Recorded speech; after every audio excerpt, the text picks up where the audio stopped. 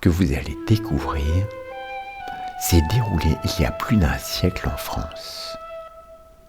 À cette époque, la Vierge Marie s'est manifestée à de nombreuses reprises.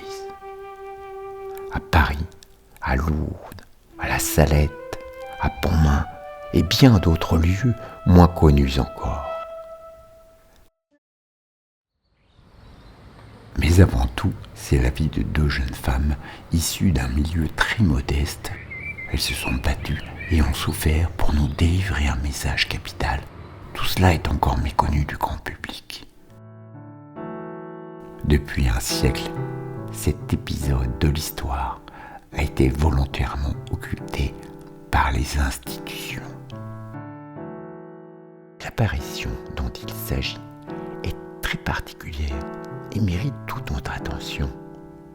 Les fêtes se sont déroulées à la Croix-Rousse, à Lyon. Lyon, c'est la ville mariale par excellence.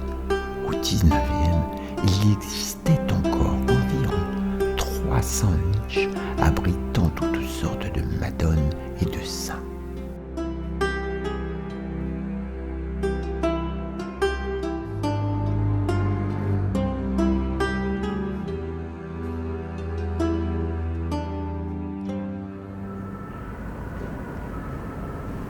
L'histoire de cette ville est riche et captivante. De livre en livre, j'y ai fait de nombreuses découvertes. L'une d'elles me marqua plus particulièrement.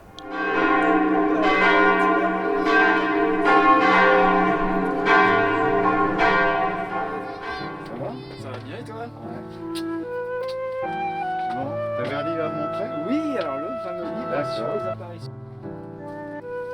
Ce livre retraçait le parcours exceptionnel d'une femme ayant vécu des événements hors du commun. Son nom, Anne-Marie Coste. L'auteur, Gilles Lamère, nous relatait des faits s'appuyant sur les écrits de M. de Cissay, qui avait rencontré Anne-Marie de son vivant, et sur les travaux de recherche de Madame Loiseau, ainsi que sur des archives, des témoignages et quelques publications.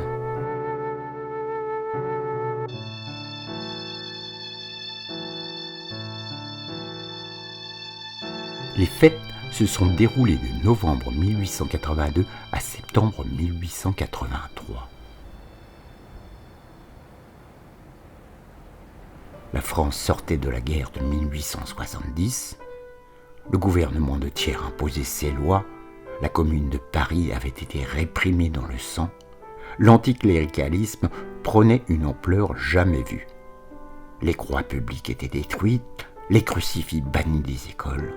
La pauvreté régnait, surtout chez les canuts. Et pour couronner le tout, la France entière subissait des pluies diluviennes depuis des mois. La Saône et le Rhône menaçaient d'engloutir la ville. Tout commença à l'hôpital de la Croix-Rousse.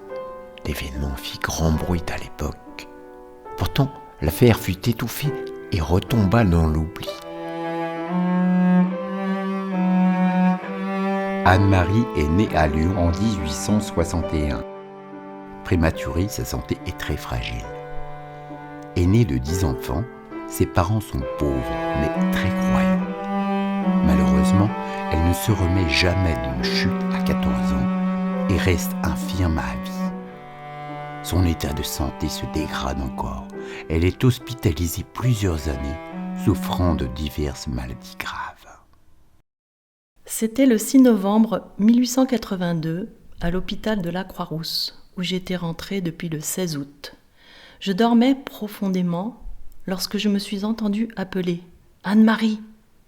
Je vis une grande lumière autour de mon lit, mais si brillante qu'aucune clarté ne lui ressemble. Au premier moment, j'eus peur et ma frayeur augmenta lorsque je vis une ombre se dresser auprès de mon lit. Je voulus crier, mais le cri expira sur mes lèvres. Cette ombre s'approcha de moi et me dit : « J'ai pris la forme sous laquelle tu aimes le mieux à m'implorer. Tu souffres beaucoup, eh bien je viens te consoler. »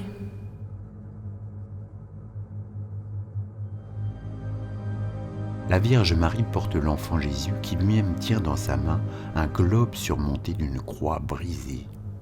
Elle prie avec Annette, puis les déclare être abandonnée par un peuple ingrat.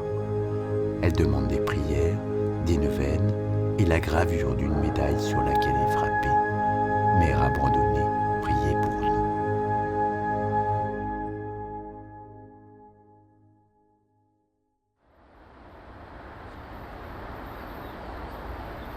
Le confesseur réclame des preuves. Elle sera totalement guérie. Annette se voit alors confier 3 secrets, dont un qu'elle pourra divulguer. La Sainte Vierge annonce d'énormes inondations, mais préservera Lyon, sa ville privilégiée. La prophétie se réalisera. Lyon sera miraculeusement épargné du désastre quelque temps plus tard. La Vierge apparaîtra plusieurs fois, 19 au total, mais la notoriété d'Anne-Marie fut telle que le clergé la cloîtra dans un couvent éloigné de Lyon. La Soupente devint pourtant un lieu de pèlerinage très fréquenté, jusqu'à 500 personnes par jour. Il y eut de nombreuses guérisons. Mais un jour, un curieux personnage fit régner le désordre à plusieurs reprises. L'autorité ecclésiastique intervint, elle interdit les réunions, fit fermer la Soupente et tout retomba dans l'oubli. Anne-Marie devint sœur Marie de l'Eucharistie. Elle nous quitta au couvent de Saint-Priest-en-Jarret en 1924.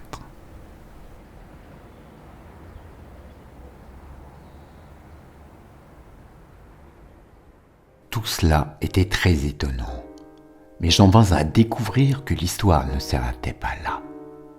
Je pris connaissance de l'existence d'autres apparitions ayant eu lieu à une autre voyante, Marie-Louise Nerbolier, dont le destin s'avérera commun à celui d'Anne-Marie.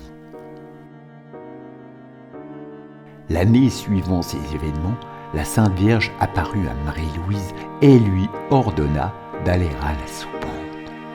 De là, elle devait se rendre à Diemos, où de nouvelles apparitions eurent lieu.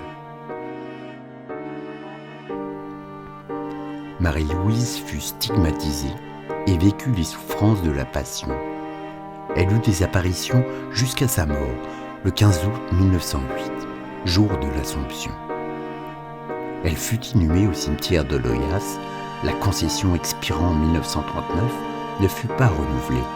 C'est donc 31 ans plus tard que son corps fut exhumé et retrouvé intact.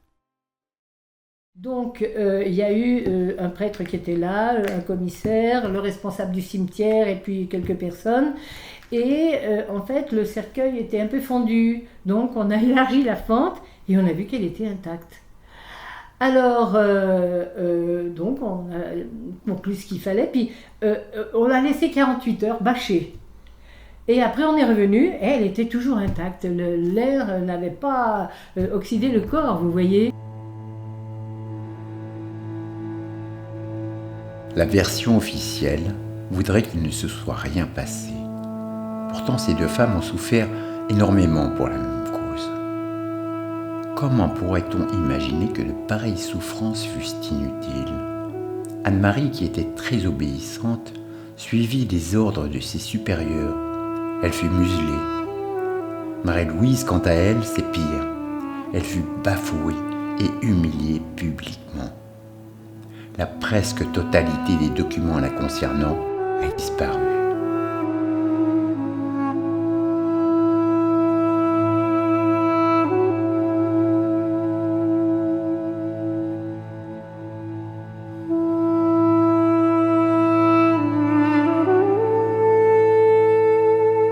Qui était le personnage qui sema le trouble ?